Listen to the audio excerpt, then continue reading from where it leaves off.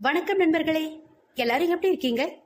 நிவி அம்மு தமிழ் நாவல் சேனலுக்கு உங்களை அன்போட வரவேற்கிறேன். மறுபடியும் ஒரு புதிய கதையோட உங்களை சந்திக்கிறதுல ரொம்ப மகிழ்ச்சி. கதையின் குரலாக நான் உங்கள் ஆர்ஜே நித்யஸ்ரீ. இந்த கதை உங்களுக்கு பிடிச்சிருந்ததுன்னா உங்க ஃப்ரெண்ட்ஸுக்கு ஷேர் பண்ணுங்க, கமெண்ட் பண்ணுங்க, லைக் பண்ணுங்க, மறக்காம நம்ம சேனலை சப்ஸ்கிரைப் பண்ணிடுங்க. உங்களோட ஆதரவு எங்களுக்கு பெரிய பலமா இருக்கும்.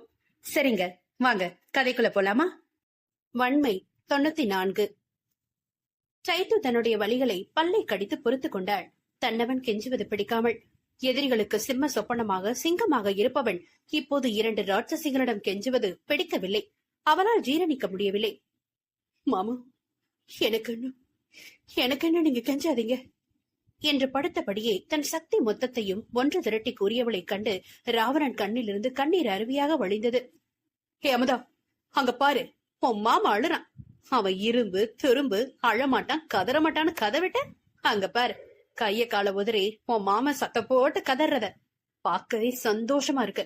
இதெல்லாம் வீடியோ எடுத்து வச்சுக்கணும் என்றவளை பார்த்து, ஏய் கட்ட அவுத்து விடு, தைரியம் இருந்தா எதுக்கு என் பேபி கிட்ட உன் வீரத்தை காட்டுற என்று கர்ஜித்தவனை நோக்கி அமுதா கத்தியை வீசவும் சைத்து அலறினாள். மாமா என்று அமுதா விட்ட கத்தியோ அவனை ஒன்றும் செய்யாமல் ராவணன் தொங்கிக் கொண்டிருந்த கயிற்றில் வெட்டியது. ராவணன் தொப்பென்று சாய தண்ணீருக்குள் விழ உடல் நெருப்பில் விழுந்தது போல எரிந்தது. எங்கே தான் கத்தினால் தன்னவள் துடிப்பாளோ என்று தன் வலிகளை மறைத்துக் கொண்டான். தன் வலியை விட தன்னவள் கதறல்தான் அவனுக்கு வலித்தது. ஏற்கனவே வலியோடு எழ முடியாமல் கிடப்பவள் இன்னும் அழுதாள். தன்னால் தாங்க முடியாது. அதற்கு இந்த எரிச்சலை தாங்கிக் கொள்ளலாம் என்று நினைத்தவன், பேபி எனக்கு ஒண்ணும் இல்ல, கண்ணை திறந்து பாருடா. ராவணன் வார்த்தையை கேட்டு மூடிய விழிகளை திறக்க தொட்டிக்குள் இருந்து புன்னகையுடன் எட்டி பார்த்துக் கொண்டிருந்தாள். தன் கணவனை அந்த நிலையில் பார்க்கும்போது இதயத்தை யாரோ பிடுங்கி எடுப்பது போல் ஒரு உணர்வு அவளுக்கு. மாமு என்றவளால் அதற்கு மேல் எதுவும் பேச முடியாமல் தொண்டை அடைத்தது. எழவும் முடியாமல் பேசவும் முடியாமல் காலையில் கட்டிய திருமண பட்டுப்புடவை கூட இல்லாமல் கிடப்பவளை பார்க்கும்போது ஐயோ வென்றிருந்தது. எத்தனை பாதுகாப்பு, இவ்வளவு செல்வங்கள், செல்வாக்குகள், நான் ராவணன் என்ற திமிர், தன்னை எவனாலும் வெல்ல முடியாது என்ற ஆணவம் எல்லாம் இருந்தும் தன்னவளை காக்க முடியவில்லையே. நீரில் நனைந்த கோழி குஞ்சு போல் சுருண்டு கிடப்பவளை பார்த்தவன் எழ முயற்சி செய்ய அமுதா ராவணன் பெண் கழுத்தில் ஷாக் வைத்தாள். மீண்டும் சுருண்டு தண்ணீருக்குள்ளேயே விழுந்தான் ராவணன். பிளீஸ் மாமாவை விட்டுடு, எதுக்கு எங்களை இப்படி சித்திரவதை பண்றீங்க என்று கதறியவள் கதறல்கள் மட்டுமே அவனால் கேட்க முடிந்தது. இனி சந்தோஷம் மட்டுமே அவளுக்கு ஒவ்வொரு நொடியும் இருக்க வேண்டும் என நினைத்து ஒவ்வொன்றும் செய்தவன் இப்போது அவள் கதறலை கேட்க முடியாமல் கண்ணீர் வடித்தான். சீக்கிரம் வாங்கடா, பேபி துடிக்கிறடா என தன் நண்பர்களை எதிர்பார்த்தான். தன்னைத்தானே வெறுத்து போனான். தன் கண் முன்னே துடிப்பவளுக்கு உதவ முடியாமல் போனதே. நான் என்ன ஆம்பளை, நான் என்ன கணவன் என்று தன்னைத்தானே குற்றம் சாட்டிக் கொண்டான். ராவணன் கண்ணீரை காணும் போது தேவி அமுதா இருவருக்கும் சந்தோஷம் தாண்டவம் ஆடியது. தேவிக்கு சைத்து கழுத்தில் தொங்கும் தாலி கண்ணை உறுத்த அதை அறுக்க தாலியில் கை வைத்தாள் வக்ர புத்தியுடன். சைத்து தாலியை விடாமல் பிடித்துக் கொண்டாள். பிளீஸ் பிளீஸ் விட்டுடு, பிளீஸ் விட்டுடு என்றவள் கதறலை இரு பெண்களும் ரசித்த நேரத்தில் ராவணன் தொட்டிக்குள் இருந்து வெளியே எழுந்து தன்னுடைய கட்டுகளை அவிழ்த்து தன்னவள் நோக்கி ஓடிவர ராவணன் பதறி கண்ணீருடன் ஓடி வருவதை ரசித்து பார்த்த அமுதா மீண்டும் ராவணன் தலையில் பலமாக தாக்கினாள். அதைவிட கொடுமை, தேவி சைத்து களத்தில் கால் வைத்து ராவணனை பார்த்து நக்கலாக சிரித்தபடி தாலியை அறுத்தெடுத்தாள். சைத்து துடித்து போனாள். எதற்காக எனக்கு மட்டும் தாலியின் கழுத்தில் நிலைக்கவே மாட்டேன் என்கிறது? கட்டி மஞ்சள் கூட காயவில்லையே, அதற்குள் என்னை விட்டு போய்விட்டதே என்று அழுதவளை தேற்றக்கூட முடியாமல் கிடந்தான் ராவணன். ராவணன் அசைய முடியாதபடி இடுப்பில் அடித்தவள் ஆக்ரோஷமாக சிரிக்க துவங்கினாள். சைத்துவுக்கு தன்னவன் நிலையை கண் திறந்து பார்க்க முடியவில்லை. கண்ணை மூடிக்கொண்டவள் மாமு என்று கண்ணீருடன் கதறினாள். ராவணன் வாங்கிய அடியை விட சைத்து நிலைதான் கொடுமையான நிலையாக இருந்தது. இருவரையும் துடிக்க துடிக்க தன் கையால் கொல்ல கைகள் பரபரத்தது. கரண் தேவன் இருவரும் ஆட்களை அழைத்துக் கொண்டு சந்தேகம் படுமணியான இடங்களை தேட துவங்கினர். பாவம், எங்கு சுற்றியும் பயனில்லை.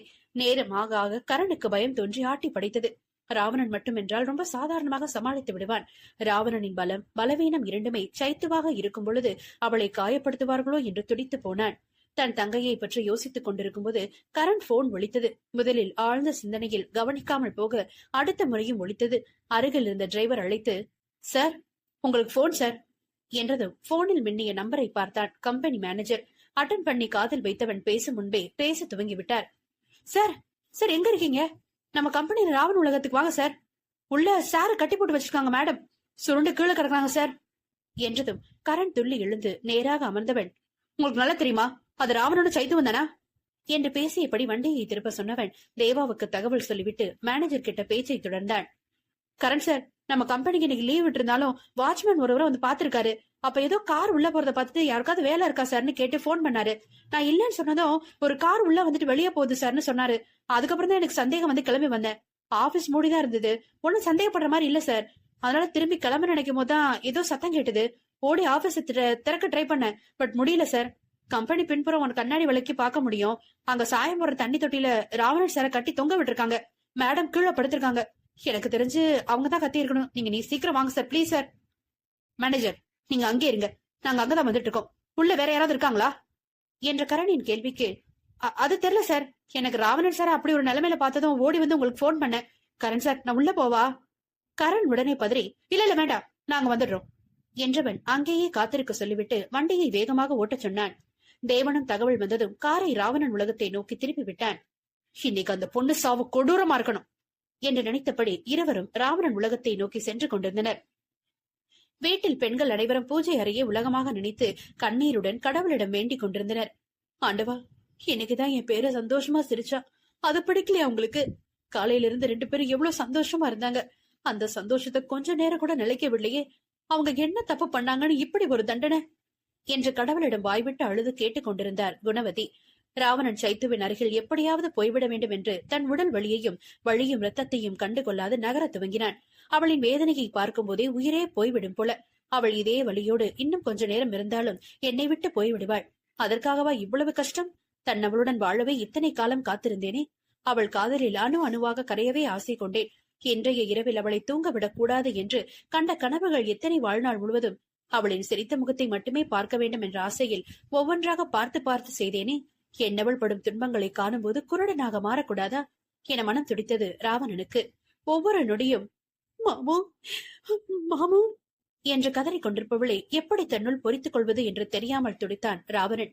காதலில் நாம் உண்மையாக நேசிக்கும் உறவின் சிறு வழியை கூட தாங்கிக் கொள்ள முடியாத போது அவர்கள் அனுபவிக்கும் கொடுமைகளை எப்படி தாங்கிக் கொள்ள முடியும்? அதற்கு நாம் உயிர் போய்விடாதா என்ற எண்ணம் தோன்றுவது உண்மை காதலில் மட்டும்தானே. அதே நிலைதான் ராவணனுக்கும். ராவணன் சைத்துவை நகர்ந்தே நெருங்கி வருவதை கண்ட தேவி சைத்து கையை பிடித்துக் கொண்டு இழுத்து சென்று தூரமாக போட்டவள் ராவணன் அருகில் நெருங்கி வந்தாள். அமுதா சைத்துவின் அருகில் ஒரு சின்ன பாட்டிலோடு நின்றவள் சைத்துவை நிமிர்த்தி அமர வைத்து, உன் புருஷனை பாரு, உன் புருஷனை பாருடி என்றதும் தன் மாமுவை கண்ணீர் வழிய கண்டாள். தேவி ராவணன் கையை கட்டி போட்டவள், என்ன ராவணன், எதுக்காக உன்னை கொல்லாம விட்டு வச்சிருக்கோன்னு பாக்குறியா? நீ அப்படியே சாகக்கூடாது, துடிக்கணும். அதுவும் உன் பொண்டாட்டி உன் கண்ணு முன்னாடி துடிக்கிறத பார்த்து அணுவா துடிச்சு சாகணும். அது ஒண்ணு மட்டும்தான் எங்களுக்கு வேணும் என்று தேவியை வெறித்து பார்த்தவன், என் பேபிக்கு மட்டும் ஏதாவது ஆச்சு, உங்க சாவு கொடுமையா இருக்கும் என்றான். அமுதா தன் கையில் இருந்த பாட்டிலை சைத்து முன்பு நீட்டியவள், இத ஒரு சொட்ட மிச்சம் வைக்காம குடிக்கிற, உன் புருஷனை விட்டுறோம் என்றவளை நம்பாமல் பார்த்தாள் சைத்து. அவள் பார்வையை புரிந்து கொண்டவள், என்ன நம்பிக்கை இல்லையா? சத்தியமா விட்டுருவோம். அப்படி இதுல என்ன இருக்குன்னு யோசிக்கிறியா? விஷம்டி, ரொம்ப ரொம்ப பவர்ஃபுல்லான விஷம். இத குடிச்சா உடனே சாக மாட்ட, துடிச்சு நரம்பெல்லாம் விட்டுச்சு சாவ. உன்னோட சாவை தடுக்க முடியாம அவ கதறணும், துடிக்கணும், அவ சாவ அவனே தேடிக்கணும். எனக்கு அது மட்டும்தான் வேணும் என்றதும் சைத்து அதிர்ந்து போனாள். இதை குடித்தாள் என்னவன் அல்லவா துடித்து போவான். அதே போல் ராவணன் கத்தினான், வேண்டாம் பேபி, அத வாங்காத, எனக்கு ஒண்ணு ஆகாது, அவ சொல்றத செய்யாத பேபி என்றான் ராவணன். அவனின் இயலாமையே கொஞ்சம் கொஞ்சமாக கொன்று தின்றது ராவணன் மனதை. தேவி சைத்துவை பார்த்தபடி, நீ மட்டும் அதை வாங்கி குடிக்கல, உன் புருஷனை உக்கான்னு முன்னாடியே எனக்கு சொந்தமாக்கிப்பேன். இப்போ அவனால எதுவுமே செய்ய முடியாது. உன் புருஷன் ராவணன்னு பேர் வச்சுட்டு ராவன் மாதிரி வாழ்றவன் தானே என்றவள் ராவணனின் பட்டு வேட்டியை உருவி எடுத்தாள். வன்மை 95. கரண் தேவன் இருவரும் ராவணன் உலகத்தை நெருங்கிவிட்டனர். கரண் முகத்தில் பயம் அப்பட்டமாக தெரிந்தது.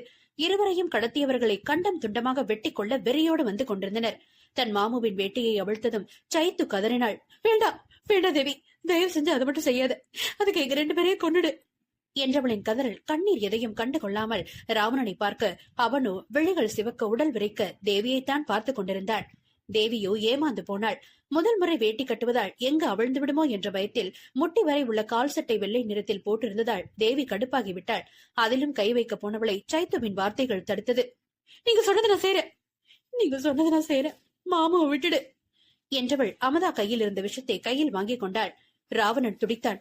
வேண்டா பேபி, என்னை பத்தி யோசிக்காத பேபி, பிளீஸ் என்று தன் மனைவியிடம் கண்ணீருடன் கெஞ்சினான். சைத்து சிரித்தபடி, உனக்காக தான் மாமு, அவ செய்ய நினைச்சது செஞ்சா நீ செத்துருவ. அத பாக்குற சக்தி எனக்கு இல்ல மாமு, நான் உனக்கு முன்னாடி போறேன் என்றவளுக்கு நன்றாக தெரியும் தன் அவனை பற்றி. இதுவரை தாயை கூட அருகில் நெருங்க விடாதவன், பெண்களின் மூச்சுக்காற்று படும் திசை பக்கம் கூட போக விரும்பாதவன், எவ்வளோ ஒருத்தி தன்னை தொடுவதை நினைத்து எந்த அளவு துடிப்பான் என்று சரியாக நினைத்தாள். என்னவன் பைத்தியமாவதை பார்ப்பதை விட இந்த கொடுமையிலிருந்து தன்னவனை காக்க அந்த விஷத்தையே குடித்து விடலாம் என்ற முடிவு செய்தவள் கத்தி கதறும் தம் மாமுவின் வார்த்தைகளை காதில் வாங்காமல் கைகள் நடுங்க வாங்கி வாய்க்குள் ஊற்றிக் கொண்டாள். ராவணன் கதறி துடித்தான். கட்டப்பட்ட கையையும் காலையும் தரையில் குத்தி குத்தி துடித்தான். ஐயோ, ஏன் பேபி இப்படி பண்ணுடா? இவன நம்பிக்கை இல்லையா? பிளீஸ் என்ன விட்டு போயிடாத பேபி, எனக்கு உன்னை விட்டா யார் இருக்கா? எனக்கு வேற யாரும் வேணாம் பேபி என்றவன் கதறல்களை காதில் வாங்கியபடி தன் மாமுவை கண்ணில் நிரப்பிக் கொண்டு தரையில் சரிந்தாள். உலகமே நின்று போனது ராவணனுக்கு. மூச்சு கூட விட முடியாமல் அடைத்தது. வாழ வேண்டும் என்ற ஆசையை தவிர அவ வேற எதுக்குமே ஆசைப்படலையே.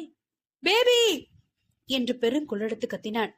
அமுதா தேவி இருவரும் ராவணன் துடிப்பையும் கதறலையும் ரசித்து ரசித்து சிரிக்க அது எதுவும் ராவணனுக்கு தெரியவில்லை. இமை மூட விடாமல் தன்னையே அசைவில்லாமல் பார்த்து கொண்டிருக்கும் தன் பேபி மீது இருந்தே சிந்தனையும் மனமும். பேபி, கண்ண மூடாது பேபி என்றவனின் வார்த்தையை காதில் வாங்கியவள் இமை மூடவும் தேவனும் கரனும் ஆட்களுடன் உள்ளே வரவும் சரியாக இருந்தது. தப்பித்து ஓட முயற்சித்த தேவியை தேவன் சுட்டவன் அமுதாவை மடக்கி பிடித்தான். உள்ளே வந்தவர்களுக்கு ராவணன் மட்டுமே தெரிய ராவணனின் நிலை கண்டு அதிர்ந்த கரண் வேகமாக ஓடி அவனது கட்டுகளை அவிழ்த்து விட்டான்.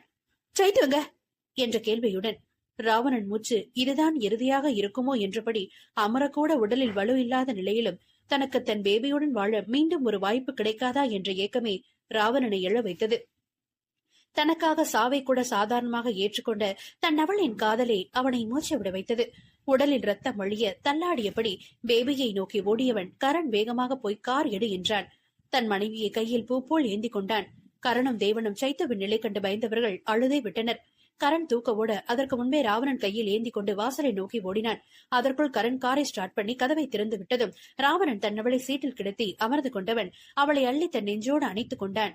தேவன் ஆகாஷ் வினோவுக்கு சொல்லிவிட்டு ஆகாஷ் ஹாஸ்பிட்டலுக்கும் போனில் தயாராக இருக்க சொல்லியவன் தங்கள் ஆட்களின் பிடியில் இருக்கும் இரு பெண்களையும் கொள்ள ஆசை இருந்தாலும் முதலில் குடும்பத்தை பார்ப்பதே முக்கியம் என்றானது. இவளுங்களை நல்லா கவனிச்சுட்டே இருங்க, ஒருத்தி தப்பிச்சாலும் இங்க இருக்க ஒருத்தன் கூட உயிரோட இருக்க மாட்டேங்க என்று எச்சரித்தவன் ஹாஸ்பிட்டலுக்கு கிளம்பி விட்டான். ஹாஸ்பிட்டல் வரும் வரையும் ராவணன் எதுவுமே பேசவில்லை. சைத்துவை தனக்குள் பொருத்தி இறுக்கமாக அணைத்துக் கொண்டவன் உயிரற்ற உடலை போல் அவள் முகத்தை வெறித்தபடி அமர்ந்திருந்தான். ஹாஸ்பிட்டல் வந்ததும் அங்கு காத்திருந்தவர்களை கண்டு கொள்ளாமல் தன் கையில் தூக்கியபடியே ராவணன் உள்ளே சென்றான். ராவணனுக்கு முதல் முறை மனதில் பயம் சூழ்ந்து கொண்டது. சைத்துவிடம் அசைவு என்பதே இல்லை. அதுவரையும் அவள் கொஞ்சம் கொஞ்சமாக தன்னை விட்டு செல்வதாக உணர்ந்தான். தன்னிடமிருந்து அவளை பிரிக்க விரும்பாமல் தானே அவளை கையில் தூக்கி சென்றது கொஞ்ச நேரம் கூட அவளை விட ராவணனுக்கு விருப்பமில்லை. அவளை தன்னை விட்டு பிரித்தாள் அவள் தன்னை விட்டு ஒரே அடியாக சென்று விடுவாள் என்ற பயத்திலோ இல்லை தான் மூச்சு விட மாட்டோம் என்ற பயத்திலோ ராவணன் அவளை விட்டு ஒரு நொடி கூட விலகவில்லை.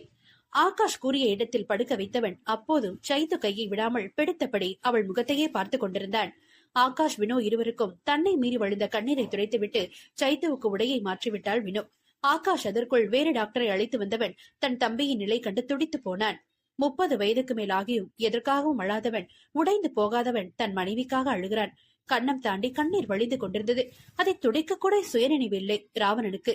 சிலையாக இமைக்க மறந்து வாடிய கொடியாக அசைவில்லாமல் கிடப்பவளை தான் பார்த்து கொண்டிருந்தான். தன்னவன் தனக்காக அழுவது கூட தெரியாமல் உயிர் இருக்கா என்று கண்டுபிடிக்க முடியாத நிலையில் இருந்தாள் சைத்து. டாக்டர் சைத்துவை சோதித்து பார்த்தனர். ராவணனை கையை விட சொல்ல அவனுக்கு எங்க அதெல்லாம் காதில் விழுந்தது. வினோதான், டாக்டர் நீங்க செக் பண்ணுங்க, அவர் அப்படியே இருக்கட்டும் என்றதும் அவர்கள் அனைத்து பரிசோதனைகளை முடித்துவிட்டு வழக்கமான பதிலையே சொல்லினர். அவங்க உடம்பு முழுக்க விஷம் பரவிடுச்சு, என்ன விஷம் அதுன்னு கண்டுபிடிக்க முடியல. அவங்க குடிச்சது எந்த விஷம்னு கண்டுபிடிச்சா அந்த விஷமுறை மருந்து கொடுக்க முடியும் என்றதும் ராவணனுக்கு மீதம் இருந்த உயிரும் கொஞ்சம் கொஞ்சமாக போய்க் கொண்டிருந்தது. ராவணன் ஒன்றில் மட்டும் உறுதியாக இருந்தான். சைத்து இல்லாத உலகில் தானும் வாழப்போவதில்லை என்றாள். ஆனால் ராவணன் மனம் எதையோ எதிர்பார்த்து ஏங்கியது. டாக்டர்ஸ் பேசிக் கொண்டிருக்கும் போதே தேவன் உள்ளே பட்டென்று கதவை திறந்து ஓடி வந்தவன் தன் கையில் எடுத்து வந்த சைத்து குடித்த விஷ பாட்டிலை கொடுக்க அதில் எந்த பெயரும் இல்லை. ஆனால் உள்பகுதியில் கொஞ்சம் விஷம் இருந்ததை வைத்து சோதிக்க துவங்கினர். சைத்துவுக்கு விஷம் மீண்டும் பரவாமல் இருக்கவும் ரத்தத்தில் கலக்காமல் இருக்கவும் சிகிச்சை கொடுக்கப்பட்டது. ஒரே ஒரு நல்ல விஷயம் ரத்தத்தில் கலக்கும் முன்பே அழைத்து வந்தது. இருந்தும் நேரம் வீணாக்க சைத்து உயிருக்கு ஆபத்து என்பதால் இன்னும் சில டாக்டர்ஸ் வர வைத்தனர். அதேபோல் கொடிய விஷம் தயாரிக்கும் நபர்களை விசாரிக்க துவங்க ராவண நாட்கள் தீயாக வேலை செய்து 3 நபர்களை தூக்கி வந்தனர். அதில் ஒருவன் இடத்தில் விஷங்கள் பல வகையில் அடுக்கப்பட்டிருக்க அப்படியே அள்ளி கொண்டு வர அவனிடம்தான் தேவி வாங்கியது தெரிய வந்தது உதைத்த உதையில். எதற்குமே ராவண நாட்கள் அதிக நேரம் எடுத்துக் கொள்ளவில்லை. அவன் தயாரிக்கும் விஷத்துக்கு விஷ முறிவையும் சேர்த்தே தயாரிப்பதை அவனே உளறிவிட மீண்டும் அடுத்த அடியில் அவனே அதற்கான விஷமுறிவு மருந்தை எடுத்துக் கொடுத்தான். வெளியே நடக்கும் அனைத்தையும் காதில் வாங்கிய ராவணன் கரண் அவனை உள்ளே தூக்கிட்டு வா என்று கர்ஜிக்க அந்த ஆளை உள்ளே உதைத்து தள்ளினர். ராவணன் கை நீட்டி, என் பேபி குடிச்ச அதே விஷத்தேடு என்றதும் வேகமாக தேட துவங்கினர். ஒரே ஒரு பாட்டில் மட்டும் இருக்க அதில் பாதையை விஷம் தயாரித்தவன் வாய்க்குள்ளேயே ஊற்றிவிட்டான். விஷம் அருந்தியவனிடம் அவன் கொடுத்த மாற்று மருந்தை கொடுத்து குடிக்க சொல்ல அவனோ தன்னுடைய பாக்கெட்டில் இருந்து வேற சிகப்பு வண்ண மருந்தை எடுத்து குடிக்க பாட்டில் மூடியை திறக்கவும் பட்டென்று ராவணன் புடுங்கிக் கொண்டவன், இது பேபி கொடுங்க என்று மருத்துவரிடம் கொடுத்துவிட்டு தங்களுக்கு கொடுத்த மாற்று மருந்தை கையில் எடுத்தவன் மீண்டும் அவன் வாய்க்குள் ஊற்றினான். சில நொடிகளில் அவன் பைத்தியமாகிவிட்டான். மாற்று மருந்தாகவும் வேலை செய்து ஒருவரின் மூளையை பாதிக்கக்கூடிய மருந்தாகவும் தயாரித்தவனுக்கே தண்டனையாக அமைந்தது. டாக்டர்ஸ் மருந்து கொடுத்தும் சைத்துவிடம் எந்த மாற்றமும் இல்லை. அசையாமல் அப்படியே சிலை போல் கிடந்தாள். டாக்டர்ஸ் கூட அவள் வாழ்வின் இறுதி நொடியில் இருப்பதாக சொல்லிவிட்டு சொல்ல கரண் வினோ கதறி விட்டனர். ராவணன் உறைந்து நின்றவன் எதுவும் பேசாமல் அப்படியே தன் பேபி முகத்தை பார்த்து கொண்டிருந்தவன் கண்ணில் இருந்து கண்ணீர் கூட வர மறுத்தது. எல்லோரும் வெளியே போங்கள் என்றான். மறுக்க முடியாமல் வெளியே சென்றதும் கதவை மூடி தாளிட்டவன் தன் பேபியின் அருகில் அமர்ந்து அவள் நெற்றியில் முத்தமிட்டவனுக்கு கண்ணீர் கரைபுரண்டு ஓடியது. அவள் முகத்தை வருடியபடி, உனக்கு சாகணும்னு அவ்வளோ ஆசையா பேபி?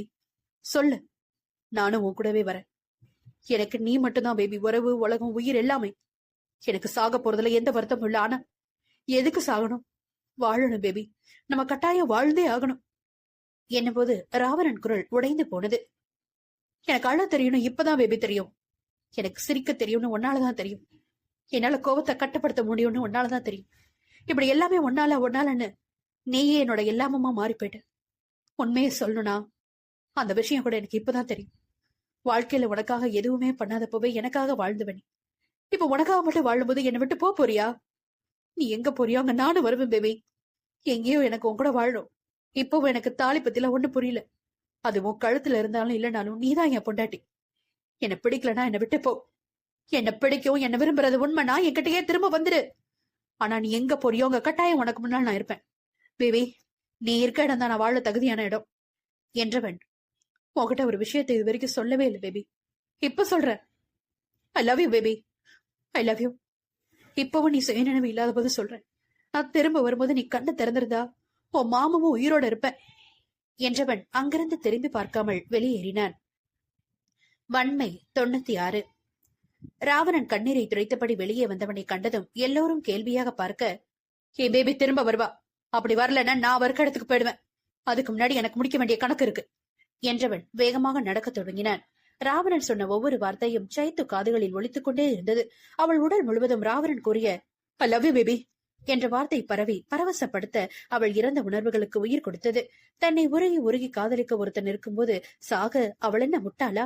அவனோடு காதலில் கரைந்து வாழ வேண்டும் என்ற ஆசையை அவள் உயிரை மீட்டெடுத்தது. சொன்னவன் என்னவோ சொல்லிவிட்டு சென்று விட்டான். அவன் கூறிய ஒவ்வொரு வார்த்தையின் மதிப்பும் இவளுக்கு மட்டும்தானே தெரியும். ராவணன் அறையை தாண்டியதும் சைத்து கையை அசைத்தபடி கரு விழிகளை உருட்டி கொண்டிருந்தாள். வினோ உள்ளே வரும்போது சைத்துவின் அசைவைகளை கண்டு கொண்டவளால் சந்தோஷம் தாங்க முடியவில்லை. ஆண்டவா, எங்க சைத்துவை எங்ககிட்டயே திரும்பி தந்துட்ட, ரொம்ப ரொம்ப சந்தோஷம் என்று குதித்துவிட்டு தன் கணவனை அழைத்தாள். ஆகாஷுக்கும் அப்போதுதான் உயிர் வந்தது. தன் தம்பி சொல்லிச் சென்ற வார்த்தையிலேயே அண்ணனுக்கு பாதி உயிர் போய்விட்டது. ஆகாஷ் சைத்துவுக்கு மருத்துவம் பார்த்த டாக்டரை அழைத்து வந்தான். அவருக்கும் ஆச்சரியமாக இருந்தது. பிழைக்க மாட்டாள் என்று நினைத்த பெண்ணுக்கு இப்போது அனைத்தும் நார்மல் ஆகிவிட்டது. டாக்டர் சைத்து காதலர்கள் குடிந்து, மெதுவா கண்ண திறங்க மேடம், ரொம்ப ஸ்ட்ரெயின் பண்ணிக்காதீங்க, விஷத்தோட வீரியத்தினால உடம்பு வலி அதிகமா இருக்கும். கண் இமையே திருக்க முடியாத அளவு பாரமாக இருந்தது அவளுக்கு.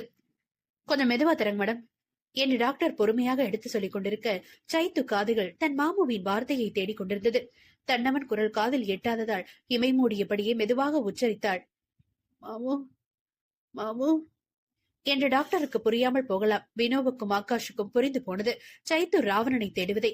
வினோ சைத்து அருகில் ஓடி வந்தவள், சைத்து, உன் மாமு வெளியில இருக்காரு, எப்படியும் 1 மணி நேரத்துல வந்துருவாரு என்றவளின் வார்த்தையை கேட்ட பிறகு மெல்லிய புன்னகையுடன் சைத்து கண் திறக்காமல் தூங்க துவங்கினாள்.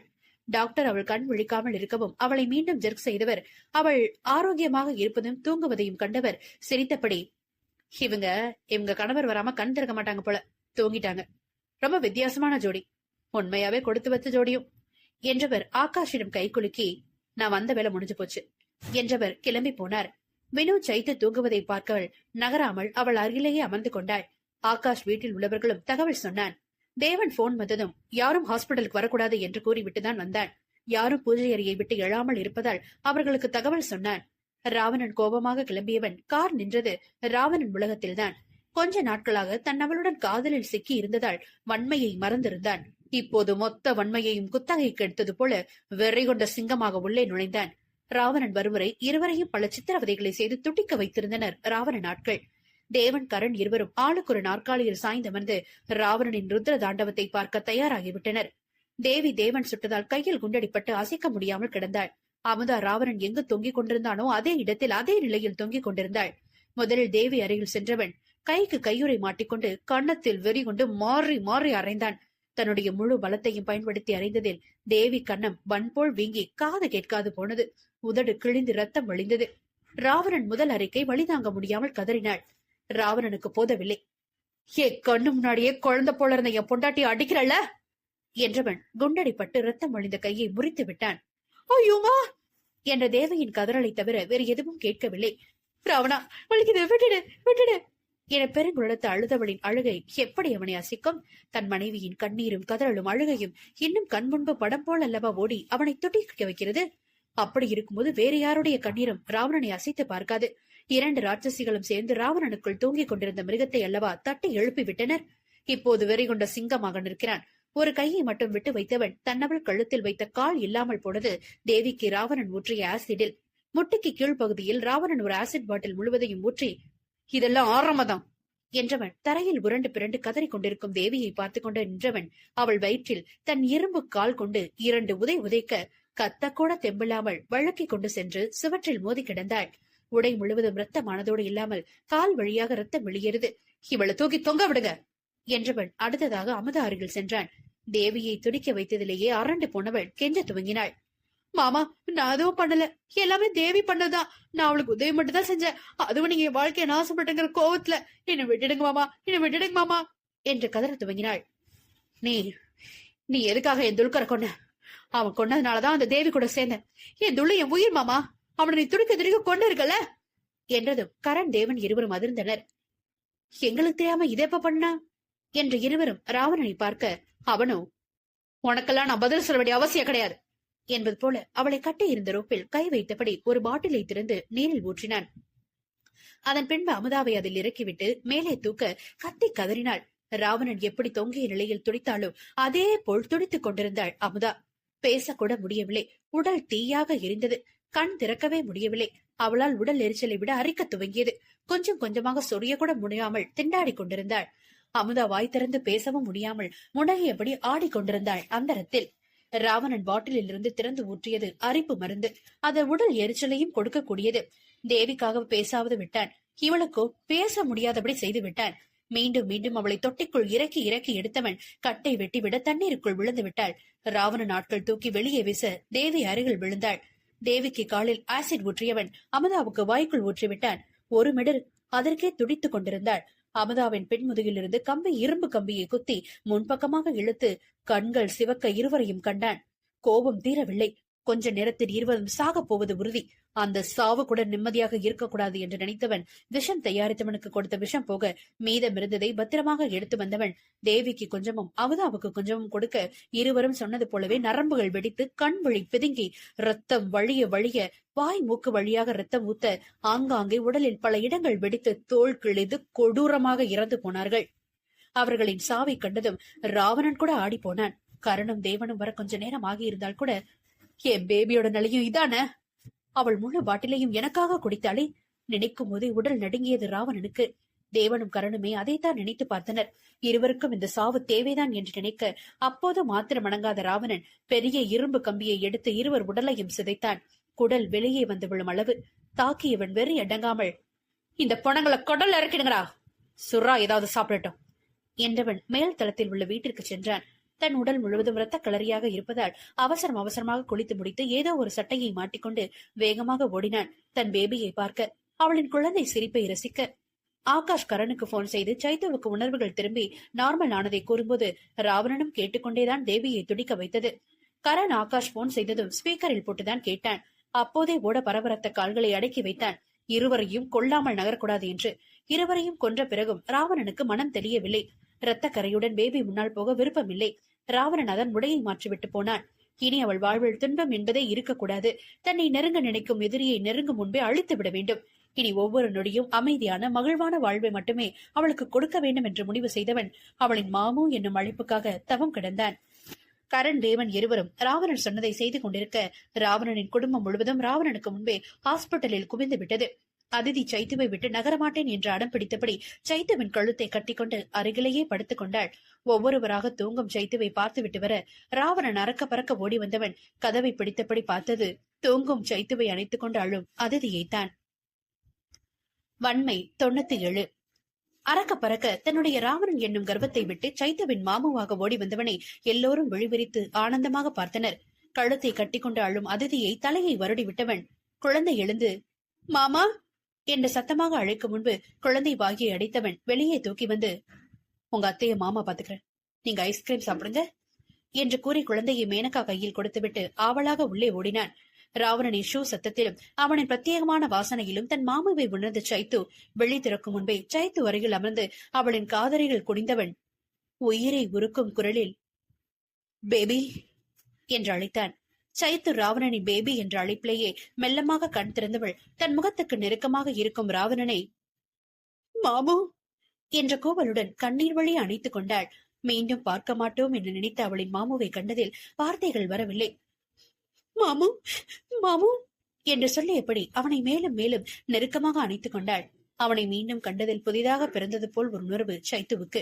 என் காதல் தோற்று போகவில்லை, மரணித்து போகவில்லை, மீண்டும் உயிர்த்து வந்து விட்டேன் என் மாமாவுடன் வாழ என மனதில் எண்ணி எண்ணி மகிழ்ந்தாள்.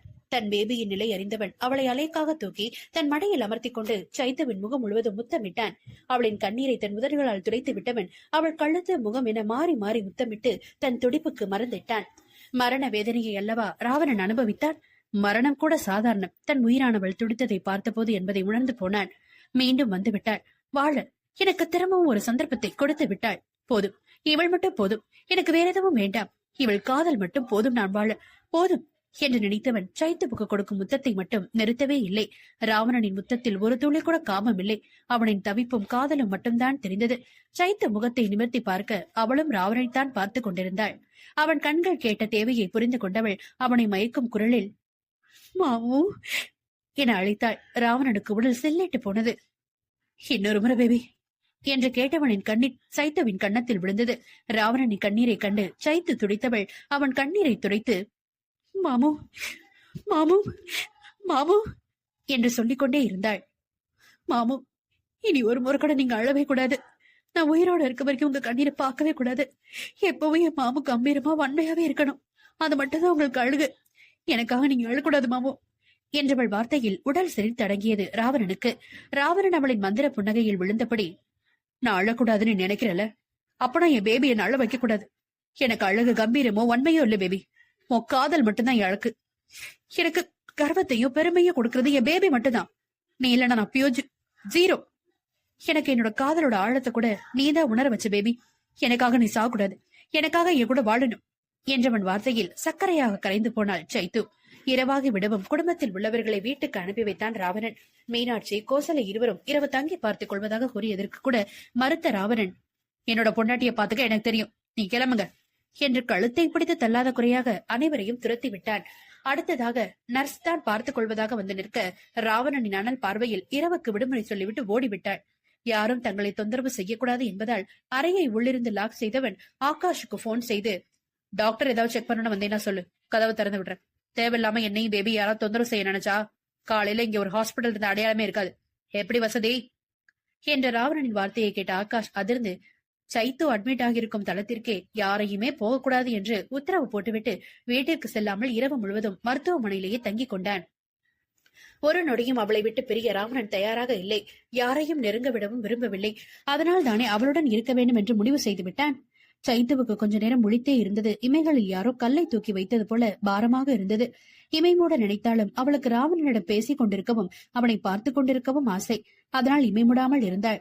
சைத்து முகத்தில் தெரிந்த சோர்வை கண்டு கொண்டவன் அவள் அருகில் அமர்ந்து கூந்தலை வருடிவிட்டு, தூங்கு பேபி, உடம்பு ரொம்ப வலி அதிகமா இருக்கும், நீ தூங்கு, நான் பக்கத்துல இருந்து பாத்துக்கிறேன் என்றவனை சோர்ந்த முகத்தோடு பார்த்தவள், மாமு, நான் உங்க நெஞ்சில படுத்துக்கவா என்றவளை இமைக்க மறந்து பார்த்தவன் அவள் அருகில் படுத்து தன் பேபியை நெஞ்சோடு அணைத்து தலையை வருடி கொடுக்க ஒரு நொடியில் நிம்மதியாக தூங்கி போனாள். அவள் தூங்கியதை உறுதி செய்தவன் உதடுகளில் மெல்லிய புன்னகை தோன்றியது. இன்னைக்கு இந்த நேரம் நம்ம நிலைமை வேறையா இருந்திருக்கும் பேபி. ஆனா இப்போ எல்லாமே மாறி போச்சு. ஏற்கனவே நம்ம சேர்ந்து வாழ்ந்தவங்கதான். ஆனா திரும்பவும் எப்ப உன் கூட கலக்க போறேன்னு எதிர்பார்த்து காத்திருந்தேன். ஆனா இப்போ என் மனசுல சுத்தமா மனநிலையே மாறிடுச்சு. உடல் சுகத்தை விட உண்மையான காதலோட ருசி அல்லாதுங்கிறத எனக்கு உணர்த்திட்ட பேபி என தூங்கும் தன் மனைவியுடன் பேசிக் கொண்டிருந்தாள். அவள் தூங்கினாள். மனம் விழித்துக் கொண்டுதான் இருக்கும். தன் வார்த்தைகளை கேட்டுக்கொண்டுதான் இருக்கும் என்ற நம்பிக்கை ராவணனுக்கு. கரண் தேவன் இருவரும் பிணங்களை நடுக்களில் கல்லை கட்டி இறக்கிவிட்டு நேராக ஹாஸ்பிடல் வந்தவர்களை வாசலிலேயே மறத்தான் ஆகாஷ். கரண் உச்சக்கட்ட கடுப்போடு, இப்ப எதுக்கு எங்களுக்கு கணக்கடி நிக்கிற, நான் போய் பாப்பா பாக்கணும் என்றதும் ஆகாஷ் சிரித்து, நாளைக்கு வா, இப்ப அங்க போனா சிங்கம் கடிச்சு கொதறிடும், பரவாயில்லையா என்றதும் இருவருக்கும் புரிந்து போனது அந்த சிங்கம் யார் என்பது. தேவன் சந்தேகமாக ஆகாஷை பார்த்து, அப்போ நீ எதுக்கு வீட்டுக்கு போகல என்றவர்களை முறைத்தவன், உங்கள மாதிரி வீணா போனா தடிமாடுங்க, வந்தா தடுக்கவே வாட்ச்மேன் அங்கே உட்கார்ந்திருக்கேன் என்றவனை பார்த்து சிரித்தபடி இருவரும் அங்கிருந்த வீட்டை நோக்கி நடையை கட்டினர். காலை எழுந்ததும் பெண்கள் வைத்த வேண்டுதல் அனைத்தையும் செய்து முடிக்க கோவிலுக்கு சென்று விட்டனர். ஆண்கள் மட்டும்தான் ஹாஸ்பிட்டல் சென்றது. இன்று சைத்து ஹாஸ்பிட்டலிலேயே இருக்க சொல்லிவிட்டதால் யாரும் வரவேண்டாம் என்பது ராவணன் உத்தரவு. வீட்டிற்கு வந்தவர்கள் வீட்டில் உள்ள அலங்காரத்தை முதலில் எடுத்தனர். திருமண கோலாகலமாக நடந்தாலும் மற்ற விஷயங்கள் வேதனையோடு முடிய சைத்து வீட்டுக்கு வரும்போது வீடு எவ்வித அலங்காரமும் இல்லாமல் இருக்க வேண்டும் என்று சுத்தம் செய்து முடித்தனர். வீடு முழுவதையும் சுத்தம் செய்தவர்கள் ராவணன் அறையை மறந்து விட்டனர். அறையை அலங்கரித்தே வேணும், காரணமே மறந்து போனார்கள். மறுநாள் சைத்துவை தூக்கியபடி வந்து நின்றான் வாசலில் ராவணன். மீனாட்சி முகம் கொள்ளா புன்னகையுடன் இருவரையும் வாசலிலேயே நிற்க வைத்து ஆரத்தி எடுத்து உள்ளே வரவேற்றாள். ராவணனுக்கு தன் தாயை காணும்போது நிறைவாக இருந்தது. எப்போதும் ஒதுங்கியே நிற்பவர் இன்று தானாக ஓடி வந்து ஆரத்தி எடுப்பது, அது மட்டும் இல்லாமல் அவரின் புன்னகையும் சுமங்கலியான கோலமும் பார்ப்போருக்கு கண்ணுக்கு குளிர்ச்சியாக இருந்தது. ராவணன் கீழே நிற்காமல் நேராக தன்னுடைய அறைக்கு தூக்கிச் சென்று விட்டான். அறைக்குள் ராவணன் கால் வைத்ததும் கண்கள் விரிய அறையின் அலங்காரத்தை பார்த்து அப்படியே நின்று விட்டான். அறை முழுவதும் வண்ண வண்ண பூக்கள் மூட்டை மூட்டையாக கொட்டப்பட்டு தோரணங்கள் பூக்களால் தொங்கவிட்டபடி வாடி வதங்கி கிடந்தது. அறை அலங்காரத்தை கண்டவன் சைத்த முகத்தை பார்க்க அவளோ கலங்கிய விழியோடு, சாரி மாமா, என்னால எல்லாமே வீணா போச்சு என்றவளை பூப்போல் தூக்கிச் சென்று மற்றொரு அறையில் படுக்க வைத்தவள் தங்களின் அறையை சுத்தம் செய்ய சொல்லிவிட்டு தன் அவளின் கண்ணீரை துரைத்து, பேபி, ஒருவேளை எல்லாமே சரியா நடந்திருந்தாலும் நமக்கு ஃபர்ஸ்ட் நைட் இங்கே கிடையாது, நான் பிளான் பண்ண இடமே வேற என்றவன், எனக்கு உன்னோட உடம்ப விட உன் மனசும் உன் அருகாமை தான் முக்கியம், வேற எதுவுமே வேணாம் பேபி, வாழ்நாள் முழுக்க எப்படி இருக்க சொன்னாலும் உன்னோட மாமு இருப்பேன் உன் அருகாமையில. ராவணன் வன்மையானவனாக இருந்தாலும் தன்னவளுக்கு குழந்தையாக இருந்தவன் இன்று முற்றிலும் பக்குவப்பட்ட சிறந்த மனிதனாக தெரிந்தான் சைத்தவின் கண்களுக்கு. எப்போதும் தனிமையில் ராவணன் கண்களில் இருக்கும் கிறக்கம் ஒரு துளி கூட இந்த 2 நாட்களாக இல்லை. முற்றிலும் அன்பும் அரவணைப்பும் தாய்மையும் மட்டுமே கொட்டி கிடக்கிறது. தாய் அன்பை சிறு வயதிலிருந்து அனுபவிக்காதவள் ராவணன் மூலம் கொஞ்சம் உணர துவங்குகிறாள். ஆகாஷ் திட்டவட்டமாக கூறிவிட்டான். சைத்து உடலில் பரவிய விஷத்தை முறித்தாலும் அதன் பாதிப்பு அவளுக்கு இருக்கும் என்பதால் அதிகமான தூக்கமும் ஓய்வும் அன்பும் அவளுக்கு கட்டாயம் தேவை. அதிலும் முக்கியமாக இன்னும் 1 மாதத்திற்கு தாம்பத்தியம் என்பது கூடவே கூடாது, அது அவள் உயிருக்கே ஆபத்து என்று கட்டளையாக கூறிவிட்டான். ராவணன் ஒன்றும் காம வெறி பிடித்த மிருகம் இல்லையே. அவளுடைய வாடிய நிலையில் அவளுடன் இன்பம் கொள்ள அவளே ராவணன் இதய துடிப்பாக உயிர் மூச்சாக இருக்கும்போது அவளுக்கு ராவணன் தாயாகி போனான். சைத்துவின் தாயை கூட தள்ளி வைத்தான். என்னால் என் மனைவியை பார்த்துக் கொள்ள முடியும் என்று. ராவணனை பொறுத்தவரை எந்த உறவாக இருந்தாலும் தூரமாக இருக்கட்டும், எங்கள் இருவரையும் நெருங்கிய உறவு கொண்டாட வேண்டாம் என்கிறான். ராவணன் வருவான்.